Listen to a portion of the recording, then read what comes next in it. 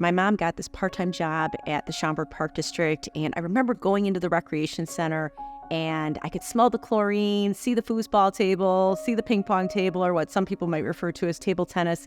And I just remember thinking, like, something really amazing is, happening here in this environment. And so fast forward, I got a part-time job as a camp counselor, and I just loved, singing songs, doing arts and crafts with the kids, really being engaged with the kids, and just decided that I really wanted that to be my career in the future. I just felt so much joy from what was happening there. I also am kind of what some might consider a legacy professional, in that my stepfather is Walter Johnson, who worked for NRPA and was the director of the Naperville Park District and the Glencoe Park District and the Carrie Park District. And so he really supported me in finding interest in that for the field. And so I think the person that most inspired me at the University of Illinois was Dr. Laura Valerius, who she just really took an interest in me, really supported me, helped me through my undergraduate program, but then also inspired me to continue on as a master's student and helped me figure out how to get both a graduate teaching and research assistantship,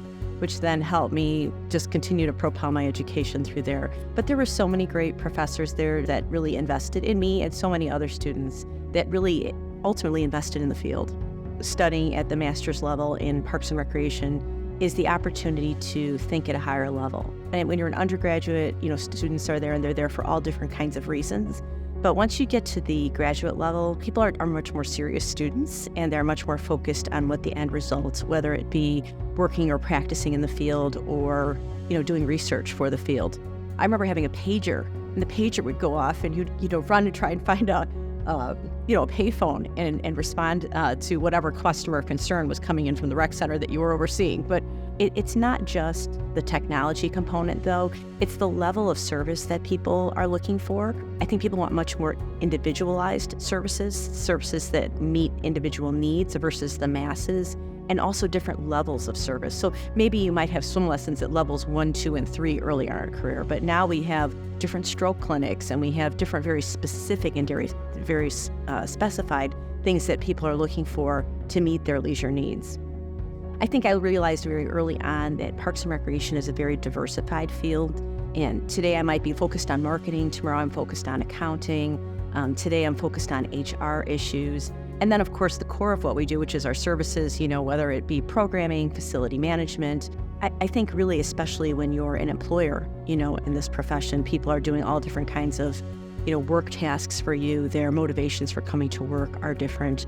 And then getting all of those people focused on what the ultimate end result is, which we are the quality of life people in any community. We are the fabric of people's lives. We are the people that create memories. We are the people that create experiences that people never forget. And so the impact of Parks and Recreation, the power of Parks and Recreation on people at the staff level and in the customer level every day. You see the person that starts who comes in with high blood pressure, they're very unhealthy, they are very unmotivated, and they come to a class that you're offering, and it just sparks a spark in them. And you see them come every day, and then you start to see the transformation of somebody that was maybe lonely, who makes friends in the class, which then further motivates them to continue to come, that they lose weight, that they feel better about themselves. And it's so, through our fitness programs especially, we can see a lot of that transformation. Also seeing staff people that start maybe very young with us, and they come in and they're maybe not as outgoing or not as engaged, and then they start to make friends at the park district where they work, and then they also engage with the residents and the people taking the programs and services, and you can definitely see a change in those people. They come out of their shell.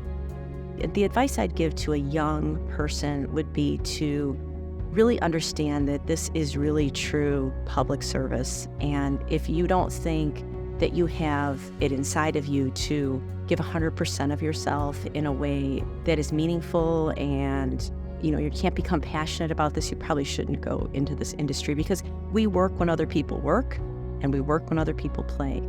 So finding what your passion is within what we do, because there's so many different avenues to go into. Do you like programming? Do you like dance? Do you like fitness? Do you like theater?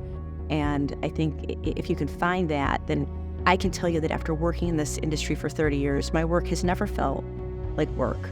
It has always felt like something that I get up every day and I find joy from. One of the things that really hits home for me is just having gone through the pandemic One thing we learned is that we were more essential than we ever thought we could ever be to people's lives. And our agency in particular, we just decided we weren't going to shut down.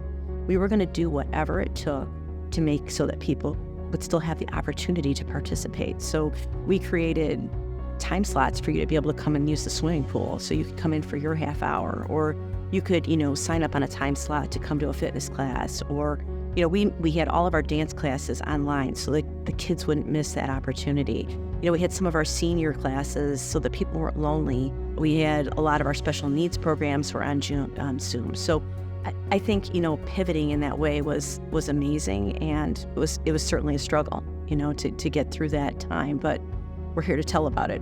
Obviously, the staffing shortage has been a real struggle for us and for all industries. At my park district, we need 300 lifeguards to open our 5 outdoor swimming pools. We have so many swim teams, and the swim teams, those kids all turn into lifeguards, as time goes on. But that's been a struggle, I think, staffing. I also think private providers of services have been a challenge at times. If you can't become world class in something, it's very difficult to offer that service.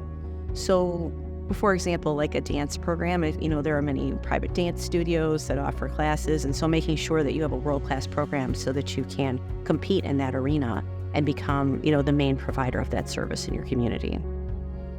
It's really important to have affordable, accessible services for people, because not everybody in your community can afford a particular program like a dance program. Boys and girls love taking dance classes, and so many times private providers are very expensive and not accessible to people. So it's really important, the services that we provide, so that everybody can participate. And on top of that, as an agency, and I know many agencies do this, we offer scholarship programs so that everybody can have access to what we're doing. And we find that to be a critical part of our mission. When I'm having a rough day, if I just go out onto the pool deck and I see a child learn to swim for the first time or jump off that diving board, you see somebody hit their first home run. You see a child that's, fairly small go down the slide for the first time.